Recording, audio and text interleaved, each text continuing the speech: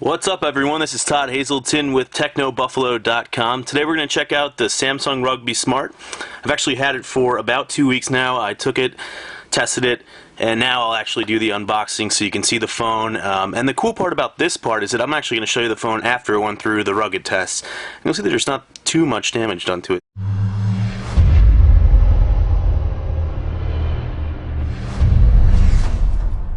Quickly, let's get started. Quick look at the box. It's a HSPA Plus device, not actually 4G LTE as you might imagine. 5 megapixel camera. Here's the phone itself. Again, it's already been through the rugged test, so not too bad looking. It's got this nice kind of etched back. It's not metal, but it's definitely hard.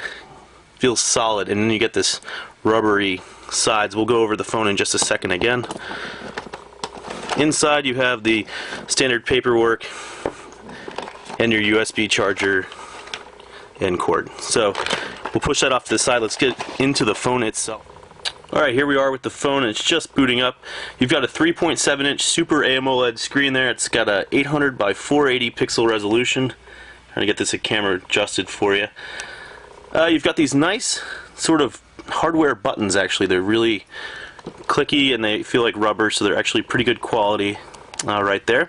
We've also got the 5 megapixel camera on the back and that little screwdriver kind of hole that locks the thing in place, or the battery cover. So once you remove that, you could pop out the battery. A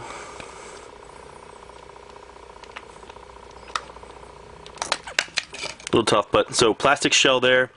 There's your battery. Let's see. No milliamp hour rating on it, but I believe it's a 1650 milliamp hour battery.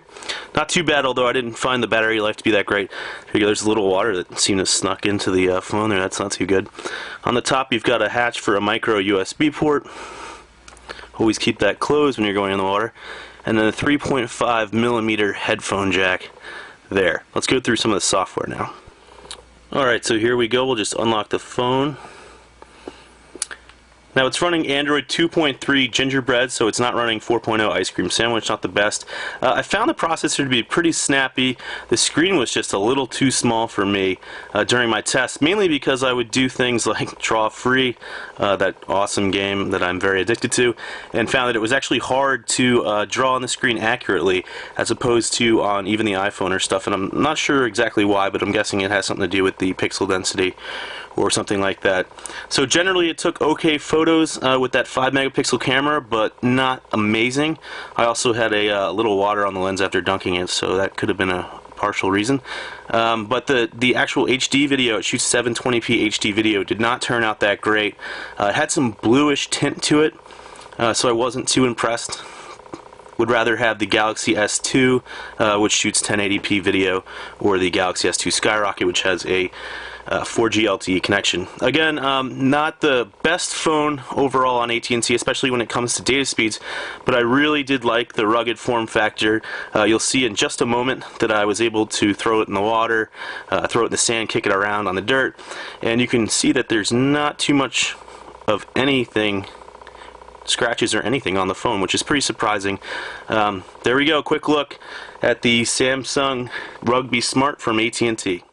Okay, now we've got the Rugby Smart back here in the backyard. Let's see if it survives a couple drops. Kick some rocks on it. Again. Let's see, we'll do a little pavement. Kick it around. Looks like it's still good. A little scuffed up, but let's see what we can do in other tests. What's up, guys? I took a trip down to the Jersey Boardwalk. That's the Funtown Pier, to see if the Rugby Smart can withstand the sand and water. As a sometime surfer, that's pretty important where to go. Let's dig it up. Looks like so far so good. A little sandy, but it's not getting in the keys at all. Let's go get it wet. Here's the water. Okay, now the Rugby Smart can withstand up to 3 meters of water for a half hour, so something like this shouldn't be a problem at all for it. Dunk it around. Get it real wet.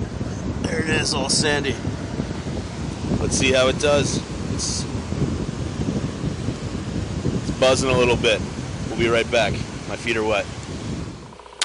Alright, so those tests were a little scary. I thought the phone wasn't turning on outside. It turns out that was actually just the screen. I couldn't see this screen outdoors under direct sunlight, so it was buzzing to let me know if I wanted to turn off the phone or not. But right when I got indoors, I saw that nothing was wrong. Again, I dunked it into some water, into a water glass and everything, and really it had no problem other than that little amount of water we saw when I took off the battery cover. Not sure how that got there, but you know, overall the phone has held up very well. So anybody looking for a really solid, rugged phone that doesn't sacrifice too much with, you know, with Android in terms of features, this is definitely a solid choice. So again, this is Todd Hazelton with TechnoBuffalo.com.